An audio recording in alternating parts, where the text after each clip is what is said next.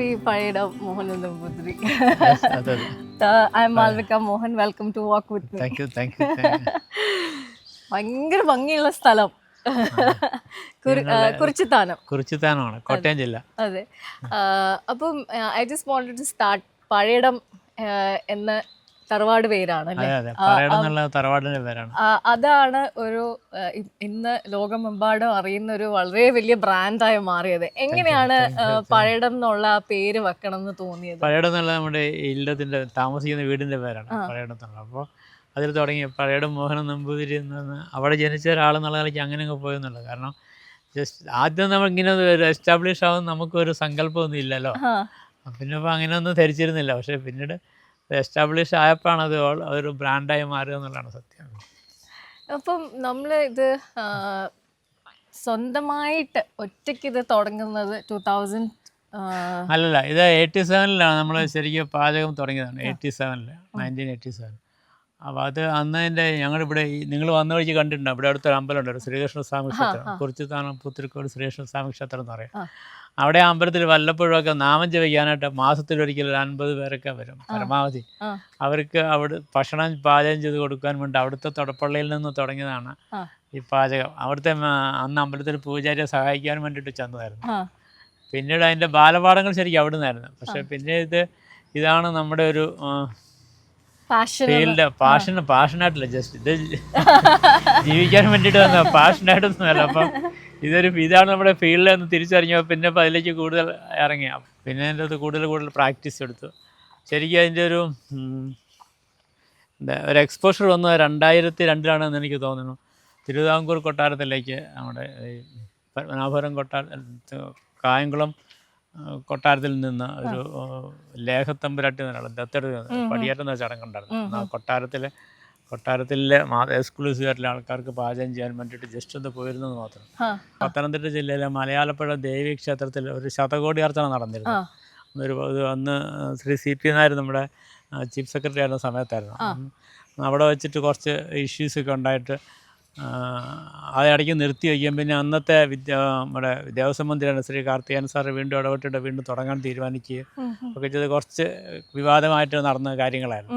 അപ്പോൾ അതിൻ്റെ ഒരു പാചകം ചെയ്യാൻ വേണ്ടിയിട്ടൊരു അവസരം എനിക്ക് വന്നിട്ടുണ്ടായിരുന്നു. അപ്പം അന്ന് മുതലാണ് ആൾക്കാർ ശ്രദ്ധിച്ചു തുടങ്ങിയതെന്ന് പറയാം. പിന്നെ പക്ഷേ ശരിക്കും നമ്മൾ എസ്റ്റാബ്ലിഷ് ആയത് കലോത്സവങ്ങളിൽ കൂടിയാണ്. സംസ്ഥാന സ്കൂൾ കലോത്സവത്തിന് 2006 എറണാകുളത്ത് വെച്ചിട്ടാണ് തുടക്കം. അതിനു മുമ്പ് 2004 സംസ്ഥാന ശാസ്ത്രമേള കോട്ടയത്ത് ചെയ്തിട്ടുണ്ടായിരുന്നു. 2005 സംസ്ഥാന കായികമേള ചെയ്തിട്ടുണ്ടായിരുന്നു. അപ്പോൾ ഇത് രണ്ടും കഴിഞ്ഞതിന് ശേഷം 2006 ആദ്യമായിട്ട് സംസ്ഥാന സ്കൂൾ കലോത്സവത്തിന് എറണാകുളത്ത് വെച്ച് തുടക്കം കുറിച്ചു. അന്ന് മുതൽ ഇന്ന് വരെ പിന്നെ കഴിഞ്ഞ 22-23 വർഷമായിട്ട് സ്ഥിരമായിട്ട് കലോത്സവങ്ങൾക്ക് ചെയ്തവർ കൂടിയാണ് കൂടുതൽ ആൾക്കാർ ഇറങ്ങി തുടങ്ങിയത്. അപ്പം you are A masters in physics. എന്നിട്ട് അവിടെ നിന്നാണ് പിന്നെ ഈ പാചകത്തിലോട്ട് വരുന്നത്. അപ്പൊ അതിന് മുന്നേ ലാബ് എക്യുപ്മെന്റ്സിന്റെ ഒരുപാട് ബിസിനസ് ചെയ്തു. നമ്പൂതിരിയോട് കച്ചവടം ചെയ്യാൻ പറഞ്ഞിട്ടില്ലാത്ത കാരണം ചെയ്തതെല്ലാം പൊളിഞ്ഞു പോയി. അപ്പൊ ഒരു ലാബ് എക്യുപ്മെന്റ്സിന്റെ കുറച്ച് എല്ലാവർക്കും അറിയുന്ന ഒരു കഥയാണെന്ന് തോന്നുന്നു. അതെ അന്ന് പാലായിലായിരുന്നു. പാലായിൽ വെച്ചിട്ടായിരുന്നു ഇവിടെ അടുത്ത് തന്നെ ലാബ് എക്യുപ്മെന്റ്സിന്റെ ഒക്കെ കുറെ. അപ്പൊ അതാ ഫിസിക്സ് പഠിച്ചതിന്റെ ഭാഗമായിട്ട് അതുമല്ല, വെറുതെ ഒരു ഇതിനു വേണ്ടി ചെയ്തതാണ്. കുറച്ച് നമ്മൾ 2 സുഹൃത്തുക്കളോട് ചെയ്തതായിരുന്നു. പക്ഷെ അത് ഫെയിലിയർ ആയിരുന്നു. അപ്പൊ എങ്ങനെയാണ് ഈ പാചകത്തിലോട്ട് വരുന്നത്? ലൈക്ക് അത് ഞാൻ പറഞ്ഞല്ലോ, ഈ നമ്മളെ ഈ വെറുതെ ഇരുന്നൊരു സമയത്ത് കടന്നു ചെന്നതാണ് പാചകത്തിലേക്ക്. 1987 കാലഘട്ടത്തിൽ നമ്മുടെ ക്ഷേത്രത്തിൽ നടന്നൊരു പ്രോഗ്രാമായിരുന്നു. അതിലേക്ക് നമ്മൾ കടന്നു ചെന്നതാണ്. അപ്പം ഈ ചെറുതിലെയോ അങ്ങനെ ഒന്നും പാചകത്തിനോടൊരു കമ്പം അങ്ങനെ ഒന്നും ഉണ്ടായിരുന്നില്ല. എല്ലാം വളരെ കാഷ്വലായിരുന്നു. അപ്പൊ അതൊരു ബൈ ചാൻസ് ആണ് എല്ലാം കൊണ്ട്. അതെ തീർച്ചയായിട്ടും. സദ്യയില് when you get into that, എന്താ പറയാ, ഇതിനകത്ത് ഇൻഗ്രീഡിയൻസ് ആണോ അതോ എന്താ പറയാ കണക്കാണോ? എന്താണ് പാചകം? ഒരു കലയുമാണ്, ഒരു കണക്കുമാണ്. പാചകം ശരിക്കും ഒരു ശാസ്ത്രമാണ്. ശാസ്ത്രത്തിലെല്ലാം ഉണ്ടാവില്ല, കണക്കുണ്ടാവും, കലയുണ്ടാവും, പിന്നെ ഈ പറഞ്ഞ പോലെ സംഗീതം ഉണ്ടാവും. പാചകത്തിലെല്ലാം ഉണ്ടെന്നുള്ള പറയാം. പക്ഷെ കണക്ക് തെറ്റിക്കഴിഞ്ഞാൽ പാചകം മൊത്തം തെറ്റും. കാരണം നമ്മുടെ കയ്യിൽ എപ്പോഴും ഉണ്ടാവുക ഒരു 100 പേർക്ക് ഭക്ഷണം പാചകം ചെയ്ത് കൊടുക്കാൻ വേണ്ടിയിട്ട് ഉണ്ടാക്കുന്ന ഒരു കണക്കുണ്ട്. അതിൽ നിന്ന് മൾട്ടിപ്ലിക്കേഷനിൽ നമുക്ക് എത്ര വേണം ചെയ്യാൻ പറ്റും. അപ്പോൾ പക്ഷേ ബിലോ 100 വരുമ്പോഴത്തേക്ക് നമ്മൾ പലപ്പോഴും ഫ്ലോപ്പ് ആവാറുണ്ട്. കാരണം ചെറിയ കണക്കുകൾ നമ്മുടെ കൈക്ക് വഴങ്ങില്ല എന്നുള്ള അപ്പോൾ എല്ലാത്തിനും ഒരു കണക്കുണ്ട്. തീർച്ചയായിട്ടും. ഇല്ലാണ്ട് കൈ കണക്കല്ല, നമുക്കത് കൃത്യമായിട്ടുള്ള മെഷർമെന്റ് തന്നെ ഉണ്ട്. അപ്പോൾ അത് വെച്ചിട്ട് നമ്മൾ കാൽക്കുലേറ്റ് ചെയ്യുന്നത് ഈ കലോത്സവങ്ങൾ അല്ലെങ്കിൽ വലിയ അമ്പലങ്ങളിൽ വലിയ വലിയ പ്രോഗ്രാംസിന് ഇതെല്ലാം അങ്ങനെയാണ് നമ്മൾ അങ്ങനെ കാൽക്കുലേറ്റ് ചെയ്ത് പോകുന്നത്. വരുന്ന ആൾക്കാർ തൗസൻഡ്സ് ആണല്ലോ, 1-2 അല്ല. അതുകൊണ്ട് അവരെ ഫീഡ് ചെയ്യുക എന്നുള്ളത് തന്നെ ഒരു വലിയൊരു ടാസ്ക്കാണ്. അത് കൃത്യമായിട്ട് അത് എത്തിക്കുക എന്നുള്ളത്. അപ്പം ഇപ്പം ഏറ്റവും ലാസ്റ്റ് ചെയ്ത വലിയൊരു ഇവന്റ് ഏറ്റവും നമ്മൾ സംസ്ഥാന സ്കൂൾ കലോത്സവം ഈ കഴിഞ്ഞ ജാനുവരി 18-ന് തീർന്നായിരുന്നു. തൃശ്ശൂർ വെച്ചിട്ടായിരുന്നു. അന്ന് തന്നെ നമ്മൾ തിരുനാവായ വെച്ച് നടന്ന കുംഭമാളിക പാചകം ചെയ്യാൻ വേണ്ടി തുടങ്ങി. അന്ന് രാത്രി തന്നെ സ്റ്റാർട്ട് ചെയ്തിരുന്നു. അപ്പോൾ അവിടെ ഒരു ആവറേജ് 35,000-40,000 പേര് വരെ എല്ലാ ദിവസവും വരുന്നുണ്ടായിരുന്നു. സ്കൂൾ കലോത്സവം ഉച്ചയ്ക്ക് 25,000, രാവിലെ 10,000, രാത്രി 10,000 അങ്ങനെയായിരുന്നു. ഓക്കെ. അപ്പം നമുക്ക് ആയിരങ്ങളും അല്ല 10,000 അതാണ് കണക്ക്. നമ്മുടെ കണക്കുകളെല്ലാം അങ്ങനെയാണ്. അപ്പം ആൾക്കാരുടെ കാര്യം എങ്ങനെയാണ്? സോ യുവർ ടീം, അതായത് ഇപ്പൊ 10,000 പേർക്ക് അല്ലെങ്കിൽ 100 പേർക്ക് പാചകം ചെയ്യാനായിട്ട് എത്ര പേര് വേണം? അങ്ങനെ കണക്കാക്കാൻ പറ്റില്ല. കാരണം നമുക്കൊരു ഈ 100 പേർക്ക് ചെയ്യുന്നതിന്റെ കണക്ക് കൂട്ടിയിട്ടുള്ള അത് 100 പേർക്ക് 2 പേര് മതി നയിക്കുക. അപ്പൊ 1000 പേർക്ക് 20 പേര് വേണമെന്ന് വരില്ല. അപ്പൊ അതിന്റെ ആവശ്യമില്ല. അപ്പൊ നമ്മൾ ആളുടെ എണ്ണം കൂടുന്നവരും പണിക്കാരുടെ എണ്ണം കുറവ് മതി. ഓക്കെ. അപ്പൊ എന്നാലും ഒരു ഉദ്ദേശം എങ്ങനെയാണ് താങ്കൾ അത് മാനേജ് ചെയ്യുന്നത്? ഒരു 10,000-ന് മുകളിലേക്ക് 15,000 മുതൽ 20,000 വരെ ആവറേജ് വന്നു പോകുന്ന ഒരു സ്ഥലത്ത് നമ്മളൊരു 100 പേർക്ക് മുകളിൽ നമ്മൾ എപ്പോഴും നിർത്തും. അതിൻ്റെ അകത്ത് ഒരു 10-20 പേര് സ്റ്റാൻഡ് ബൈ ആയിട്ടുണ്ടാവും. 80 പേര് എപ്പോഴും ലൈവ് ആയിട്ടുണ്ടാവും. വിത്തൗട്ട് സർവീസിന് സാധാരണ ഇതൊക്കെ നമ്മൾ ആരാ അസൈൻ ചെയ്യുന്ന അവരെന്നെ എൻ്റെ സംഘടനക്കാർ അവരെന്നെ ഏറ്റെടുത്തിട്ടാണ് സർവീസ് ചെയ്യാറ്. എവിടെയായാലും ഇവിടെ അല്ലെങ്കിൽ ക്ഷേത്രങ്ങളാണെങ്കിൽ അവിടുത്തെ ആൾക്കാരുണ്ടാവും, അല്ലെങ്കിൽ മറ്റു സ്ഥലങ്ങളിലാണെങ്കിൽ അതിൻ്റെ ആൾക്കാരുണ്ടാവും. നമുക്ക് പാചകം മാത്രമാണല്ലോ വരിക.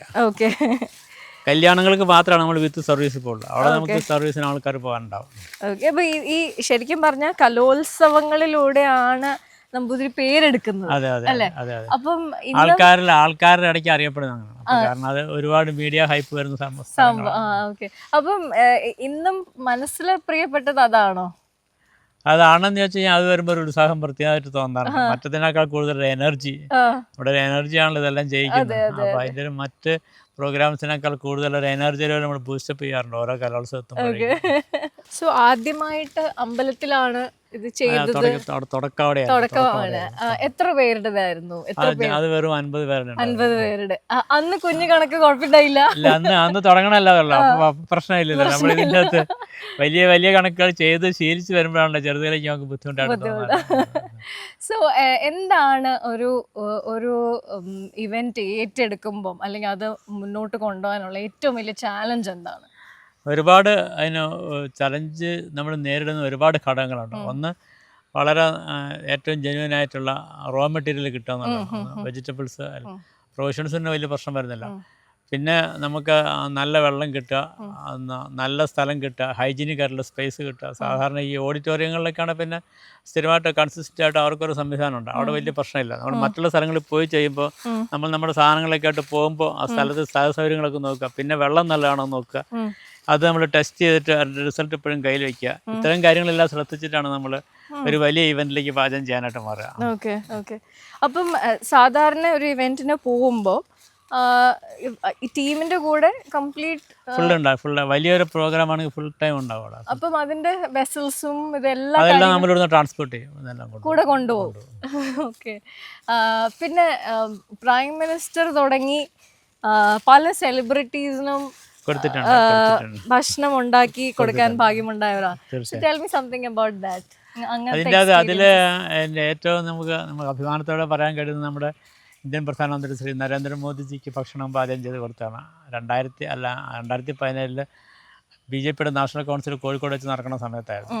അപ്പോൾ അന്ന് അദ്ദേഹത്തിന് ഈ ഭക്ഷണം പാചകം ചെയ്ത് വിളമ്പി കൊടുക്കാൻ പറ്റി. തോക്കിൻ മുനയിലായിരുന്നു പാചകം. അതായിരുന്നു സത്യം. അവർ എൻ്റെ CRP അവരുടെ സെക്യൂരിറ്റി ഗാർഡ്സിൻ്റെ ഫ്രണ്ടിലായിരുന്നു. അവരെപ്പോഴും നമ്മളിങ്ങനെ വായിച്ചുകൊണ്ട് വന്നിരുന്നത്. ഒരാൾ പുറത്തേക്ക് മാറുമ്പോൾ ഞാൻ മാത്രമല്ല, കൂടുതലുള്ള ടീംസൊക്കെ അങ്ങോട്ടും ഇങ്ങോട്ടും മാറുമ്പോഴെല്ലാം അവർ ബാക്കിൽ ഫോളോ ചെയ്യുന്നുണ്ടായിരുന്നു. എന്താണ് സംഭവം എന്നറിയില്ല. കാരണം ഇത് ഭയങ്കര പ്രോട്ടോകോൾ സെക്യൂരിറ്റി ഭയങ്കരമാണ്. അതുപോലെ ചെയ്ത ഭക്ഷണം, പാചകം ചെയ്ത ഫുഡ് തന്നെ അവർ ടെസ്റ്റ് ചെയ്തതിന് ശേഷം മാത്രമായിരുന്നു, സീൽ ചെയ്ത് കൊണ്ടുപോയിട്ട് ടെസ്റ്റ് ചെയ്ത് റിസൾട്ട് കിട്ടിയതിന് ശേഷം മാത്രമേ അദ്ദേഹത്തിന് സർവീസ് ചെയ്തിരുന്നുള്ളൂ. ഇത്തരം കാര്യങ്ങളെല്ലാം നോക്കിയിരുന്നു. എങ്കിലും എനിക്ക് വിളമ്പിക്കൊടുക്കാൻ പറ്റി. ഓണം സമയത്തിന് ഇല ട്യൂഷനെല്ലാം ഇട്ട് കൊടുത്തിട്ട് നമ്മുടെ ശരിയായ മലയാളിയുടെ ഓണസദ്യ വിളമ്പിക്കൊടുത്ത് നന്നായിട്ട് ഭക്ഷണം കഴിപ്പിച്ച് രണ്ടിപ്പിച്ച് വിടാൻ പറ്റി. അതൊരു വലിയ ഭാഗ്യമാണ്. അതുപോലെ വേറെ എന്തൊക്കെയാണ് പിന്നെ നമ്മുടെ രസകരമായ അനുഭവങ്ങൾ? പിന്നെ നമ്മുടെ മുൻപ് ഇരുന്ന KP മോഹൻ മിനിസ്റ്റർ അറിയാം, നമ്മുടെ ജലസേചന മന്ത്രിയായിരുന്നു. ഇതിന് മുൻപിലത്തെ UDF ഗവൺമെൻറ്റിൽ അദ്ദേഹത്തിൻ്റെ ഇരട്ടക്കുട്ടികളുടെ വിവാഹം അത് നടത്തിയിട്ടുണ്ടായിരുന്നു പാനൂർ വെച്ചിട്ട്. പിന്നെ അതിനുശേഷം വന്ന UDF ഗവൺമെന്റിലെ ജയലക്ഷ്മി മിനിസ്റ്റർ വിവാഹം തന്നെ നടത്താൻ കഴിഞ്ഞിരുന്നു. ഓൾസോ US-ലൊക്കെ പോയി ഞങ്ങൾ എല്ലാ സ്ഥലങ്ങളിലും US, UK, ഓസ്ട്രേലിയ എല്ലാം പോയിട്ടുണ്ട്. ഗ്രീൻലാൻഡ് ഒഴികെയുള്ള ഭൂഖണ്ഡങ്ങളെല്ലാം പോകാൻ പറ്റിയിട്ടുണ്ട്. അത് ശരിക്കും ഒരു ഭാഗ്യമാണല്ലേ, ഒരു കോവിഡിന് മുൻപ് തന്നെ എനിക്ക് US പാസ്പോർട്ട് ഉണ്ടായിരുന്ന കാരണം ഇനിയിപ്പോൾ പക്ഷെ പുതുക്കാറായി 2028 പുതുക്കണം. അപ്പോൾ പാസ്പോർട്ട് ഉള്ള കാരണം പോകാൻ പറ്റാറുണ്ട് എല്ലാ വർഷവും. ഈ പാചകത്തിൽ ഏറ്റവും ഇമ്പോർട്ടൻ്റ് ആയിട്ടുള്ളൊരു കാര്യമാണല്ലോ ഇൻഗ്രീഡിയൻസ്. നമ്മൾ നേരത്തെ പറഞ്ഞ പോലെ റോ മെറ്റീരിയൽസ്. അപ്പം അതെങ്ങനെയാണ്, how do you source that? അല്ല, അതിപ്പോൾ നമ്മൾ ഓരോരോ സ്ഥലത്ത് എല്ലാ ജില്ലാ ഹെഡ് ക്വാർട്ടേഴ്സിലും നമുക്ക് സപ്ലയേഴ്സ് ഉണ്ട്. അപ്പോൾ കോട്ടയത്തുണ്ട്, തൃശ്ശൂർ വരുമ്പോൾ തൃശ്ശൂരുണ്ട്, പാലക്കാടുണ്ട്, തിരുവനന്തപുരത്തുണ്ട്. അപ്പോൾ നമ്മൾ അഡ്വാൻസ് ആയിട്ട് അവർക്ക് ലിസ്റ്റ് കൊടുക്കുമ്പോൾ മെറ്റീരിയൽസ് എല്ലാം തരാറുണ്ട്. അപ്പോൾ അതിന് ഷോർട്ടേജ് വരാറില്ല. മെറ്റീരിയൽസൊക്കെ നേരത്തെ തന്നെ കിട്ടുന്നതാണ്. പിന്നെ ഇത് നമ്മൾ പെർഫെക്റ്റ്ലി പറഞ്ഞു കഴിഞ്ഞാൽ ഒരു വെജിറ്റേറിയൻ സദ്യ എന്ന് പറയുന്നത് ഷഡ്രസങ്ങൾ ഒന്നിനോടൊന്ന് കോമ്പൻസേറ്റ് ചെയ്തിട്ടുള്ളതാണ്. 6 രസങ്ങളാണ് ഒരു ഭക്ഷണത്തിൻ്റെ ബേസ്. ഷഡ് എന്ന് പറഞ്ഞാൽ 6ആണ്. 6 രസങ്ങൾ, ഷഡ്രസങ്ങൾ ഒന്നിനോടൊന്ന് കോമ്പൻസേറ്റ് ചെയ്തിട്ടാണ് ഒരു വെജിറ്റേറിയൻ സദ്യ ഫോം ചെയ്യുന്നത്. അപ്പോൾ അതിൻ്റെ അകത്ത് എരിവ്, പുളി, മധുരം, കയ്പ്പ്, ചവർപ്പ്, ഉപ്പ്, ഈ 6 രസങ്ങൾ അതിൻ്റെ അകത്തുണ്ടാവും. ഈ 6 രസങ്ങളും ഒരുപോലെ അതിൽ ഫീഡ് ചെയ്ത് കഴിഞ്ഞാൽ അത് സപ്പോർട്ടിംഗ് ആയിട്ടുള്ള ഓരോ ഐറ്റത്തിലും അത് ഉണ്ടാകുന്നതാണ്. അപ്പോൾ ഈ 6 രസങ്ങളും ഒരുമിച്ച് നമ്മളൊരാൾ കഴിച്ചിട്ട് ഭക്ഷണം കഴിച്ചിട്ട് പുറത്ത് പോകുമ്പോൾ അതൊക്കെ ഈ ഗ്യാസിൻ്റെ ഇൻഫെക്ഷൻ അങ്ങനെയുള്ളതൊന്നും വരുന്നില്ല എന്നുള്ളതാണ്. കാരണം നമ്മൾ ഉണ്ടാക്കിയിരിക്കുന്ന ഓരോ വിഭവങ്ങളും അങ്ങനെ തന്നെ വെച്ചിരിക്കുന്നത്. അതെ. ഫോർ എക്സാമ്പിൾ പറയുകയാണെങ്കിൽ നമുക്കിപ്പോൾ ഈ തിരുവനന്തപുരം ഭാഗത്തേക്ക് പുളിശ്ശേരി, നീട്ടിപ്പുളിശ്ശേരി എന്ന് പറയും.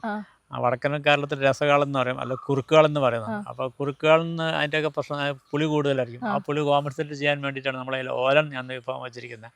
അതിൻ്റെ തെരുവില്ല, പുളിയില്ല, മധുരമില്ല, ഉപ്പില്ല, ഒന്നുമില്ല. അപ്പോൾ അത് കൂട്ടി ഊണ് കഴിക്കുമ്പോൾ കാളൻ്റെ പുളിയോ കോമ്പൻസേറ്റ് ചെയ്യുന്നതാണ്. അതുപോലെ അതിൻ്റെ അകത്ത് വെച്ചിരിക്കുന്ന ആദ്യത്തെ വിഭവം നമ്മൾ കൊടുക്കുന്ന പുളിയിഞ്ചി എന്ന സാധനം. പുളിയിഞ്ചി ഇഞ്ചി, പുളിയും ശർക്കരയും എരിവും മുളക് പൊടിയും കൂടി ചേർത്തുള്ള സാധനമാണ്. അറിയാമല്ലോ, ഇഞ്ചി അതൊരു ആപ്പിറ്റൈസറാണ്. ആപ്പിറ്റൈസറിങ് മാത്രമല്ല, അത് ആദ്യം നമ്മൾ നാവിൽ തൊട്ട് ഭക്ഷണം കഴിച്ച് തുടങ്ങുമ്പോൾ തന്നെ നമ്മുടെ നാവിൻ്റെ രസമുകുളങ്ങളൊക്കെ ഓട്ടോമാറ്റിക്കലി ഓപ്പൺ ആവും. അപ്പോൾ നമുക്ക് കഴിക്കുന്ന ഭക്ഷണത്തിൽ കൂടുതൽ നമുക്ക് സ്വാദ് അറിയാൻ പറ്റും. അതുപോലെ നമ്മൾ നെയ്യ് പരിപ്പ് എന്നാണ് പറയുന്നത്. എല്ലായിടത്തും നെയ്യ് പരിപ്പ്, എല്ലാവരും ചോദിക്കാറുണ്ട് നെയ്യ് പരിപ്പ് എന്ന് എന്തിനാണ് പറയണം, പരിപ്പെന്ന് പറയാൻ പറ്റും. പക്ഷേ അപ്പോൾ പരിപ്പ് വിളമ്പുമ്പോൾ പരിപ്പിനോടൊപ്പം നെയ്യ് കഴിക്കണം. കാരണം പരിപ്പ് വിളമ്പുമ്പോൾ അതിൻ്റെ അകത്ത് നമുക്ക് ഗ്യാസ് ഫോം ചെയ്യാനുള്ള സാധ്യതയുണ്ട്. അതിനെ കോമ്പൻസേറ്റ് ചെയ്യാൻ വേണ്ടിയിട്ടാണ് നെയ്യ് അതിൻ്റെ അകത്ത് ചേർക്കുന്നത്. അപ്പോൾ നമ്മൾ ഈ നെയ്യ് ഇഷ്ടമില്ലാത്ത ഒരാൾ പരിപ്പ് വാങ്ങരുതെന്ന് നമ്മൾ പറയാം. അത് അപ്പം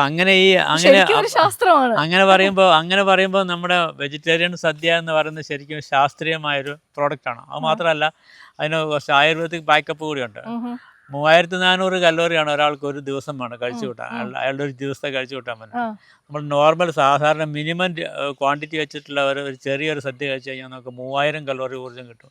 പിന്നെ ഒരു കപ്പ് ചായയിലും ഒരു കപ്പ് കാപ്പിയിലും ദിവസം കഴിച്ചു വിട്ടാൽ അയാൾക്ക് ആവശ്യമുള്ള കലോറി കിട്ടി കഴിയുന്നതാണ്.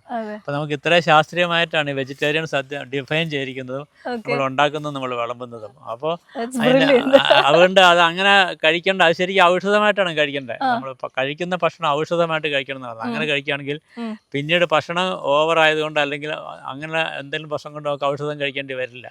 അപ്പം നമ്മള് ലൈഫിൽ എല്ലാ ദിവസവും നമുക്ക് കഴിക്കാൻ പറ്റുന്ന ഒരു കാര്യമാണ് സദ്യ, വെജിറ്റേറിയൻ സദ്യ. തീർച്ചയായിട്ടും കഴിക്കാം. കാരണം അത് നമ്മൾ എപ്പോഴും കേൾക്കുന്ന അങ്ങനെ ഒരു സദ്യ കഴിച്ചു ഇന്ന് അനങ്ങാൻ വയ്യ. അന്ന് അനങ്ങാൻ വരാൻ എന്തുകൊണ്ടാ സംഭവിക്കണമെന്ന് അറിയാം. സദ്യയുടെ അവസാനം നമുക്ക് കിട്ടുന്ന പായസത്തിന്റെ ശർക്കര നമുക്ക് കുറച്ച് ലേസിനെസ് ഉണ്ടാക്കുന്ന കുറച്ച്. കാരണം എന്താ വെച്ച് കഴിഞ്ഞാൽ അത് ഡൈജസ്റ്റ് ചെയ്യാൻ വേണ്ടി നമ്മുടെ കൂടുതൽ ബ്ലഡ് കൂടുതൽ നമ്മുടെ പ്രവർത്തിക്കേണ്ടി ശരീരം, അതിൻ്റെ ഡൈജസ്റ്റീവ് സിസ്റ്റം പ്രവർത്തിക്കേണ്ടി. അപ്പോൾ നമുക്ക് ഓട്ടോമാറ്റിക്കലി ഒരു ലേസിനെസ് ഫീൽ ചെയ്യുന്നത്. അപ്പോൾ എന്താ വെച്ചാൽ അത് കോമ്പൻസേറ്റ് ചെയ്യാൻ നമ്മൾ ശകലം മോര് കൂട്ടി ഊണ് കഴിച്ചാൽ മതി. അപ്പോൾ അതിൻ്റെ അസിഡിറ്റി വന്നു കഴിയുമ്പോൾ ഇതെല്ലാം പെട്ടെന്ന് വാഷ്ഡ് ഔട്ട് ആയിക്കോളും, കുഴപ്പമില്ല.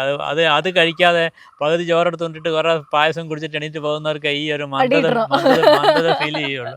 ശരിക്കും ശാസ്ത്രീയമായ രീതിയിൽ സദ്യ കഴിച്ച് പോകുന്ന ഒരാൾക്ക് ഒരു കാരണവശാലും ഒരു ഇത് വരില്ല. എനിക്കിത് ഭയങ്കര സർപ്രൈസിംഗ് ആയിട്ട് തോന്നി. എല്ലാ ദിവസവും നമുക്ക് സദ്യ കഴിക്കാം, യാതൊരു പ്രശ്നമില്ല. ഞങ്ങൾ എല്ലാ ദിവസവും കഴിക്കുന്ന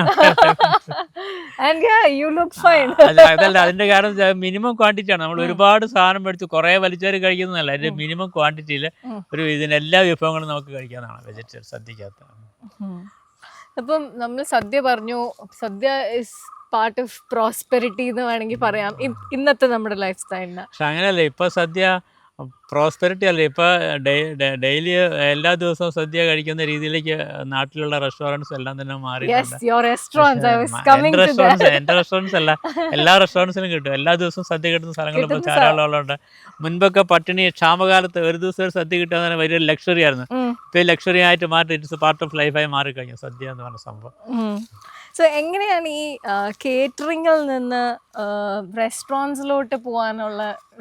റെസ്റ്റോറൻറ്റ്സ് മോൻ്റെ ഐഡിയ ആണ്. MBA മാർക്കറ്റിംഗ് കഴിഞ്ഞിട്ട് ഇറങ്ങിയ ഒരാളാണ്. അയാളുടെ ചട്ടി എടുത്തിട്ട് പാചകം ചെയ്യാൻ പറയാൻ പോകില്ലല്ലോ. കുറച്ചുകൂടി അത് ആത്മീയ രീതിയിലേക്ക് മാറ്റിക്കൊണ്ട് റെസ്റ്റോറൻറ്റ്സിൽ അവൻ മാറി എന്നുള്ളത്. പിന്നെ ഞാനിതിന് ബാക്കപ്പ് ചെയ്യാൻ തോന്നുന്നു. എങ്ങനെയുണ്ട്? നന്നായിട്ട് പോകുന്നു. സോ ഈ പറഞ്ഞ പോലെ പക്ഷെ എനിക്കിഷ്ടം എപ്പോഴും ഇത് തന്നെ പാചകമാണ്. കാരണം എന്താ വെച്ചാൽ അത് രാവിലെ ഇന്ന് വൈകുന്നേരം തുടങ്ങിയാൽ നാളെ രാവിലെ 8 മണിയാകത്തെ എൻ്റെ ജോലി കഴിഞ്ഞ് നമ്മൾ റിലാക്സ്ഡ് ആവും. റെസ്റ്റോറൻറ്റ് എന്ന് പറഞ്ഞു കഴിഞ്ഞാൽ 365 ദിവസം തലവേദന. ഇത് ഓരോ പ്രോജക്റ്റ് ആയിട്ട് ഏറ്റെടുത്ത് അത് തീരുമ്പോഴത്തേക്കും നമ്മൾ ഫ്രീ ആയി കഴിയും. ഇപ്പം ഞാൻ പ്രോസ്പെരിറ്റിയുടെ കാര്യം എന്ന് വെച്ചാൽ എന്താ പറയാ, അതില്ലാത്ത ഒരു കാലഘട്ടം ക്ഷാമകാലഘട്ടം ഉണ്ടായിരുന്നു കേരളപ്പിറവിക്ക് ശേഷം. അതായത് 60കൾക്ക് ശേഷമൊക്കെ 56-നും 60-നൊക്കെ ശേഷം ആ ഒരു കാലം 60-70 കാലഘട്ടം വല്ലാത്തൊരു ക്ഷാമകാലഘട്ടമൊക്കെ ആയിരുന്നു. പക്ഷെ അതിൽ നിന്നൊക്കെ ഇപ്പം മാറി നാട്ടിലെ എല്ലാ സാധനങ്ങളും അവൈലബിൾ ആയിട്ടറിയാം. പക്ഷെ പണ്ട് കൃഷി ഉണ്ടായിരുന്നു, ഇപ്പോൾ കൃഷി കുറവാണ്. കൂടുതൽ സാധനം നമ്മൾ പുറത്തുനിന്ന് പ്രൊക്യൂർ ചെയ്യുക. അവിടെ ഒരു പ്രശ്നമുണ്ട് അങ്ങനെ ചെയ്യുമ്പോൾ. അപ്പോൾ ഈ നമ്മൾ കേരളത്തിലുള്ള സ്ഥലത്തുനിന്ന് പലയിടത്തും ഓൾറെഡി പ്രൊക്യൂർ ചെയ്യാനുള്ളൊരു കേരളത്തിൽ വെജിറ്റബിൾസ് കിട്ടുന്നില്ല. നമുക്ക് ആവശ്യത്തിനുള്ള വെജിറ്റബിൾസിൻ്റെ ഒരു 20% കേരളത്തിൽ കിട്ടുന്നില്ല. തമിഴ്നാട്ടിൽ എന്തെങ്കിലും പ്രശ്നം ഉണ്ടായി കഴിയണം അന്നിവിടെ വെജിറ്റബിൾസ് കിട്ടുമല്ലോ. പൊങ്കലാകുമ്പോഴത്തേക്കും പറയാം, അയ്യോ ഇന്ന് പൊങ്കലാണ്, നാളെ 2 ദിവസത്തേക്ക് പച്ചക്കറി ഒന്നും കിട്ടില്ല, അതുകൊണ്ട് നിങ്ങൾ നേരത്തെ സാധനം എല്ലാം ഓർഡർ ചെയ്യണം, എടുത്ത് വയ്ക്കണം എന്നൊക്കെ പറയും. അവിടുത്തെ റിസൾട്ട് അനുസരിച്ച് അവിടുത്തെ ആഘോഷങ്ങൾ പോലെയാണ് ഇപ്പോൾ കേരളത്തിലേക്ക് സാധനങ്ങൾ വന്നുകൊണ്ടിരിക്കുന്നത്. കൃഷിയിലോട്ട് കിടക്കണമെന്ന് തോന്നിയിട്ടില്ല. ഇല്ലില്ല, അതിനൊന്നുള്ള സാഹചര്യങ്ങൾ ഒന്നും നോക്കിയില്ല. കേരളത്തിലൊരു കൃഷി കൊണ്ടുനടക്കാൻ നിലവിലുള്ള സാഹചര്യത്തിൽ വലിയ ബുദ്ധിമുട്ടായിരിക്കും. അത് ഒന്നാമത് മെക്കനൈസ്ഡ് അല്ല. നമുക്ക് ലേബേഴ്സിനെ വെച്ച് മാത്രമേ ചെയ്യാൻ പറ്റുള്ളൂ. അതിനുള്ള ലേബേഴ്സിനെ നോക്കി കിട്ടാനുമില്ല. പിന്നെ സ്ഥലവും കിട്ടാനില്ല. വെള്ളത്തിൻ്റെ പ്രശ്നമുണ്ട്. പിന്നെ അങ്ങനെ എവിടെയെങ്കിലും കൃഷി തീരെ കുറഞ്ഞായ കാരണം നമ്മൾ ഏതെങ്കിലും ഒരു സ്ഥലത്ത് കൃഷി ചെയ്യുമ്പോഴത്തേക്കും അതിൻ്റെ അത് കണ്ടമാനം പ്രശ്നങ്ങൾ വരുന്നുണ്ട്. ഈച്ചകൾ വരുന്നത്, നശിച്ചു പോകുന്ന പ്രശ്നം. നമ്മൾ കൃഷി ചെയ്യാൻ ഇറങ്ങിക്കഴിഞ്ഞാൽ അതിൻ്റെ 100 ഇരട്ടി പ്രശ്നങ്ങളായിരിക്കും ഫേസ് ചെയ്യുന്നത്. അതും പറ്റില്ല, കൃഷി ചെയ്യാനും പറ്റില്ല. കുറേ കഴിഞ്ഞാൽ ഇട്ടേച്ച് പോകേണ്ട അവസ്ഥയാണ്. ഇപ്പം പിന്നെ പൈസ കൊണ്ട് പോയാൽ നമുക്ക് മാർക്കറ്റിൽ സാധനം എടുത്തിട്ട് വരാം. നമുക്ക് ഭക്ഷണത്തിനൊരു ഭയങ്കര ഒരു നന്മയുണ്ട് അല്ലേ? തീർച്ചയായിട്ടും വിശക്കുന്ന ആൾക്ക് കൊടുക്കുന്ന ഭക്ഷണം, വിശക്കുന്നതിന് കൊടുക്കുന്ന അന്നത്തിന് എപ്പോഴും നന്മയുണ്ട്. കാരണം ഓരോ അരിമണിയും വീഴുമ്പോഴും അത് ആർക്കാന്ന് അതിൽ കൊത്തിയിട്ടുണ്ടാവുന്നാണ് പറയാം. ഒരു ഭയങ്കര റിവാർഡിങ് കാര്യമായി. അപ്പം നമ്പൂതിരിയുടെ ജോലി എന്ന് പറയുന്ന പാചകം ആൻഡ് ആൾക്കാർക്ക് ഭക്ഷണം കൊടുക്കാന്നുള്ള, അപ്പം അതൊരു ഭയങ്കര ഒരു റിവാർഡിങ് പ്രൊഫഷൻ ആയിട്ട് തോന്നിയിട്ടുണ്ടോ? ആദ്യകാലങ്ങളിൽ ഇല്ലായിരുന്നു. കാരണം ആദ്യകാലങ്ങളിൽ ഇതിനൊരു ഒരു വൈറ്റ് കോളർ ജോലി അല്ലാത്തതിൻ്റെതായ ഒരുപാട് പ്രശ്നങ്ങൾ ഫേസ് ചെയ്യുന്നുണ്ട്. പക്ഷേ ഇപ്പോൾ അങ്ങനല്ല. ഇപ്പോൾ നല്ലൊരു ഷെഫിന് നല്ല അപ്രീസിയേഷൻ ഉള്ളവർക്ക് ന്യായമായ റെന്യൂമറേഷൻ കിട്ടുന്നുണ്ട്. മുൻകാലങ്ങളിൽ അതില്ലായിരുന്നു. കാരണം മുൻകാലങ്ങളിലെ പാചകക്കാരെല്ലാം ഒരു കാറ്റഗറൈസ് ചെയ്യപ്പെട്ട ഒരു വിഭാഗം തന്നെയല്ല പാചകക്കാരെന്ന് പറയുന്നത് തന്നെ.